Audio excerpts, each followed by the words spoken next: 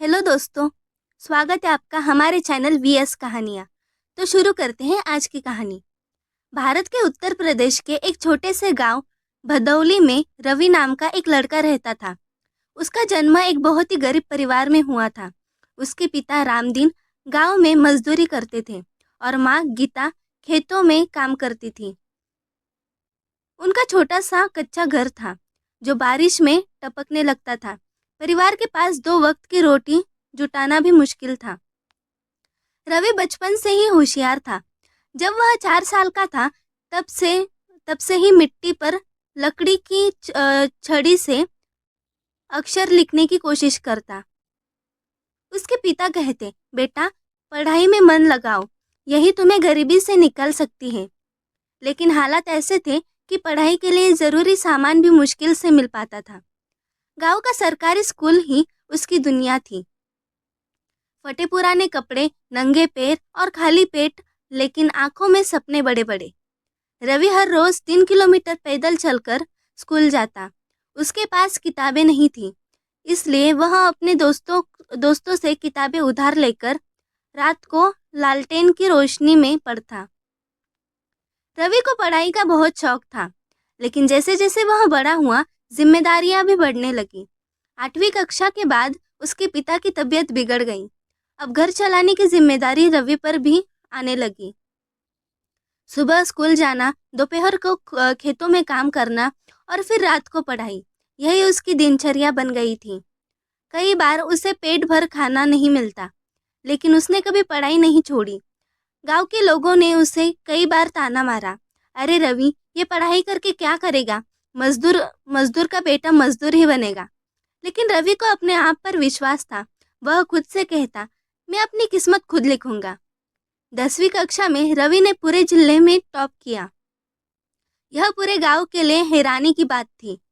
उसके स्कूल के प्रधानाचार्य ने उसकी फीस माफ कर दी और कुछ किताबें भी दिलवाई। गांव के कुछ भले लोगों ने मिलकर उसे प्रोत्साहित किया और थोड़ी आर्थिक मदद की। इसके बाद रवि ने 12वीं में भी शानदार अंक लिए। अब उसने तय किया कि वह यूपीएससी की तैयारी करेगा और एक आईएएस अधिकारी बनेगा। यह सपना बहुत बड़ा था, लेकिन रवि का हौसला उससे भी बड़ा था। रवि ने दिल्ली के एक सरकारी कॉलेज में दाखिला लिया, जहां छात्रवृत्ति के सहारे उसकी पढ़ाई हुई। वह दिन में कॉलेज जाता और रात में एक ढाबे पर बर्तन साफ करता। उसी पैसों से वह अपना खर्चा चलाता और किताबें खरीदता। दिल्ली की चमक धमक रवि के लिए नई थी, लेकिन उसने कभी अपने मूल्यों से समझौता नहीं किया। उसने निश्चय किया कि वह अपने सपने को पूरा करके ही गांव लौटेगा। यूपीएससी की तैयारी एक कठिन यात्रा थी। लाखों छात्र इस परीक्षा की तैयारी करते थे, लेकिन कामयाब बहुत कम होते थे। रवि ने पूरी लगन से अध्ययन किया। वह रोज 12 से 14 घंटे पढ़ता, नोट्स बनाता, पिछले सालों के प्रश्न पत्र हल करता और इंटरव्यू की तैयारी करता। पहले प्रयास में रवि प्रारंभिक परीक्षा में ही असफल हो गया। वह बहुत निराश हुआ, लेकिन उसने हार नहीं मानी। वह जानता था कि असफलता सफलता की पहली सीढ़ी होती है। दूसरे प्रयास में उसने मुख्य परीक्षा पास की, लेकिन इंटरव्यू में रह गया। इस बार वह और भी टूट गया। सोचने लगा कि क्या उसका सपना अधूरा रह जाएगा। तभी उसने अपने गांव के एक बच्चे की चिट्ठी पढ़ी, जिसमें लिखा था, भैया आप हमारे हीरो। जब परिणाम आया और रवि का नाम टॉप 50 में था, तो पूरे गांव में खुशी की लहर दौड़ गई। उसके माता पिता की आंखों में आंसू थे, खुशी के।